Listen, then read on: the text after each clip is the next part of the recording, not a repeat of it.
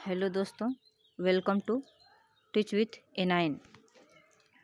आज हम लोग पेडागॉजी यानी शिक्षा शास्त्र के कुछ महत्वपूर्ण प्रश्नों को हल करेंगे जो टेट, सीटेट और सुपर टेट जैसे महत्वपूर्ण परीक्षाओं के लिए अत्यंत लाभकारी होगा। चलिए हम लोग चलते हैं। दिया है प्रश्न नंबर 1 है, शरीर में सबसे लंबी हड्डी का क्या नाम है। शरीर में जो मानव शरीर में है उसमें सबसे जो लंबी हड्डी है उसको क्या कहा जाता है, उसका क्या नाम है। उसका नाम फीमर है, जो जांघ में पाई जाती है। पैर में जो जांघ होता है उसी में ये हड्डी पाई जाती है। शरीर की सबसे छोटी हड्डी का क्या नाम है। शरीर में जो सबसे छोटी हड्डी है उसका नाम स्टेपिज है।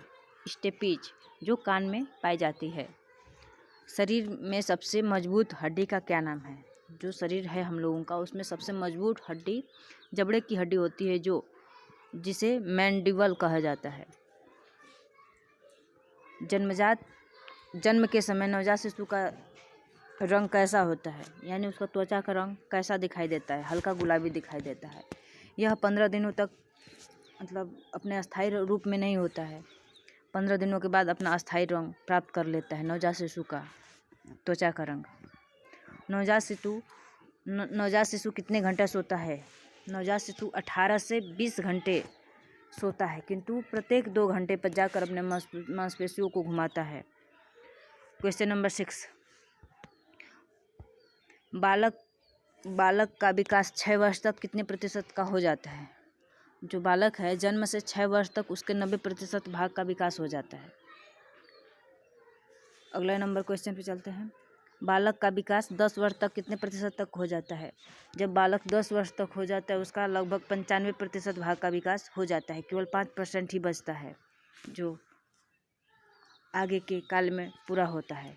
बाल्यावस्था में बालक की हड्डियां कितनी होती हैं। बाल्यावस्था में बालक की हड्डियों की संख्या 270 से 350 तक होती हैं। निःशुल्क एवं बाल विकास शिक्षा का अधिकार एवं अधिनियम 2009 का विस्तार किस राज्य में नहीं हुआ है। निःशुल्क एवं बाल विकास शिक्षा का अधिकार एवं अधिनियम 2009 का विस्तार जम्मू कश्मीर राज्य में अभी नहीं हुआ है। शिक्षा का अधिकार 2009 के तहत निजी विद्यालयों को कितने प्रतिशत सीट आरक्षित करना अनिवार्य हो गया है। शिक्षा का अधिकार 2009 के तहत निजी विद्यालयों को 25% सीट आरक्षित करना अनिवार्य हो गया है। 25 से कम बुद्धि वाला बालक क्या कहलाता है। जड़ बुद्धि वाला बालक कहलाता है। यौन यदि समस्त जीव का नहीं तो किशोरावस्था का अवश्य ही मूल तत्व है। यह किसने कहा है। राष्ट्र ने कहा है। इन्होंने कहे हैं कि यौन यदि समस्त जीवन का नहीं तो किशोरावस्था का अवश्य ही मूल तत्व है। कुशाग्र बुद्धि अथवा प्रतिभावान बालक वह है जो निरंतर किसी भी उचित कार्य क्षेत्र में अपनी अद्भुत कार्य कुशलता एवं प्रवीणता का परिचय देता है। यह कथन हेमिंगहर्स्ट का है। अगले क्वेश्चन पे चलते हैं हम लोग। पिछड़ा बालक वह है जो अपने अध्ययन के मध्य काल में अपनी कक्षा का कार्य जो उसकी आयु के अनुसार एक कक्षा नीचे का है करने में असमर्थ रहता है। यह किसने कहा है। पिछड़ा बालक वह है जो अपने अध्ययन के मध्य काल में अपनी कक्षा का कार्य जो उसकी आयु के अनुसार एक कक्षा नीचे का है करने में असमर्थ है। यह कथन सिलियरबर्ट ने कहा है। समस्यात्मक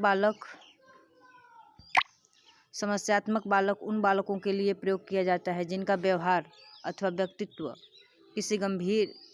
किसी बात में गंभीर रूप से असामान्य होता है। यह कथन किस मनोवैज्ञानिक का है। बेलेंटाइन का है।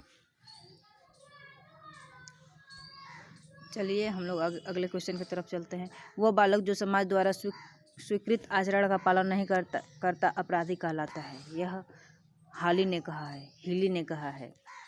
बुद्धि के किस सिद्धांत को बालू का ढेर कहा जाता है। बहुतत्व सिद्धांत को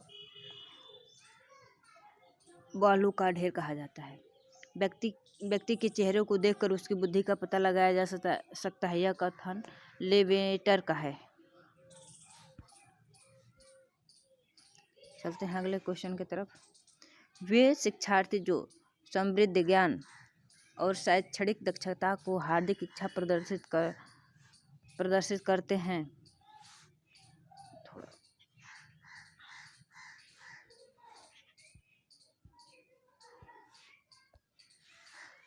वे शिक्षार्थी जो समृद्ध ज्ञान और शैक्षणिक दक्षता को हार्दिक इच्छा प्रदर्शित करते हैं, उनके पास होता है निष्पादन, उपागम, अभिन्यास। प्रतिभाशाली बालक वह है जो अपने उत्पादन की मात्रा, दर एवं गुणवत्ता में विशिष्ट होता है। यह कथन दिया है टर्मन और ओर्डन द्वारा दिया गया है। क्वेश्चन नंबर 21 पे चलते हैं। 12 वर्ष तक के बालक के मस्तिष्क का भार कितना होता है? लगभग 1250 ग्राम, जबकि एक स्वस्थ मनुष्य के मस्तिष्क का भार 1400 ग्राम होता है। मनुष्य के शरीर में कितनी हड्डियां होती है? मनुष्य के शरीर में कितनी हड्डियां होती है?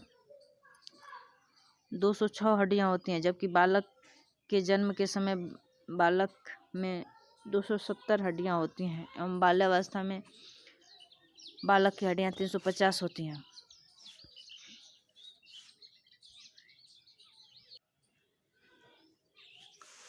बालक के विकास की दिशा कैसी होती है? बालक की विकास की दिशा सिर से पैर की होती है। पहले सिर का विकास होता है, उसके बाद धीरे धीरे सभी अंगों का विकास होता है। इसे केंद्र से बाहर की ओर या सामान्य से विशिष्ट की ओर भी कहा जाता है। विश्लेषणात्मक मनोवैज्ञानिक के जनक कौन है? विश्लेषणात्मक मनोवैज्ञानिक के जनक सिगमंड फ्रायड हैं। तूफान की अवस्था किसे कहा जाता है? किशोरावस्था को तूफान की अवस्था कहा जाता है। किशोरावस्था को तूफान की अवस्था किसने कहा है? स्टेनले हॉल ने कहा है।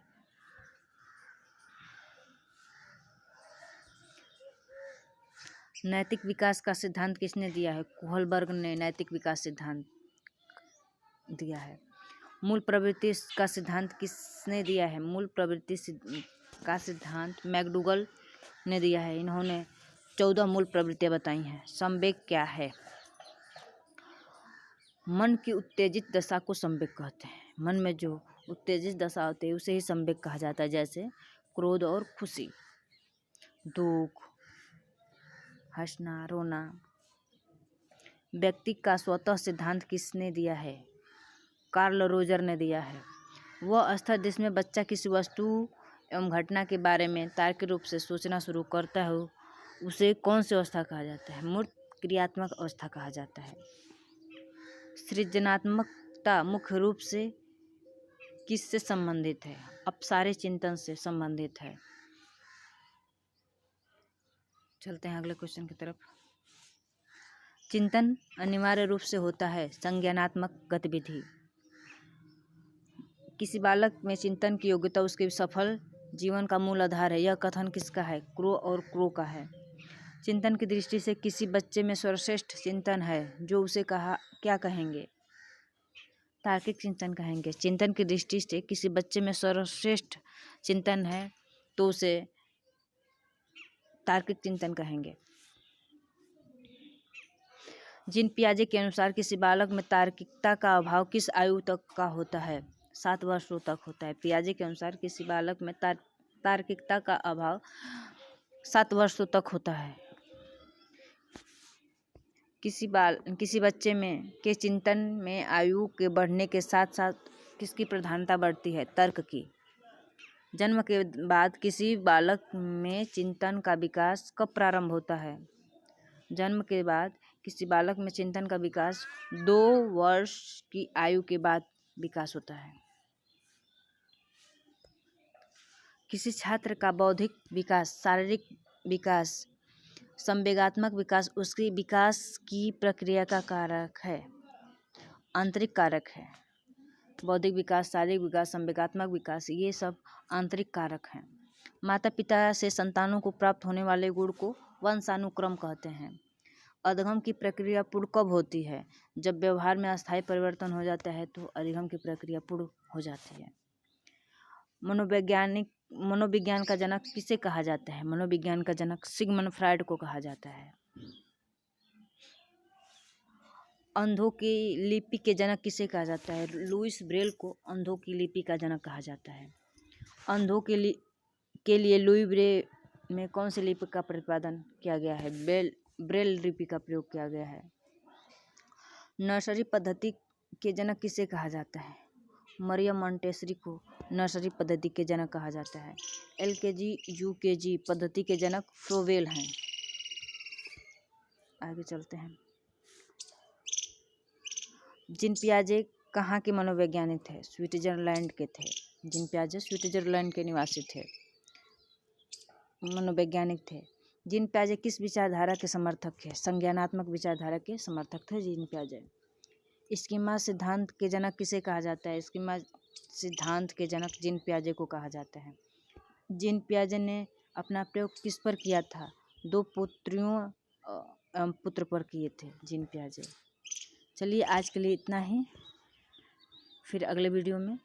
यदि मेरे पढ़ाने में कोई त्रुटि हो तो प्लीज़ आप लोग कमेंट करिएगा, मेरे चैनल को सब्सक्राइब कर लीजिएगा। जो भी कमी है उसे कमेंट करके बता दीजिएगा, अगले वीडियो में उसे सुधार करने की कोशिश करूँगी। देखने के लिए धन्यवाद।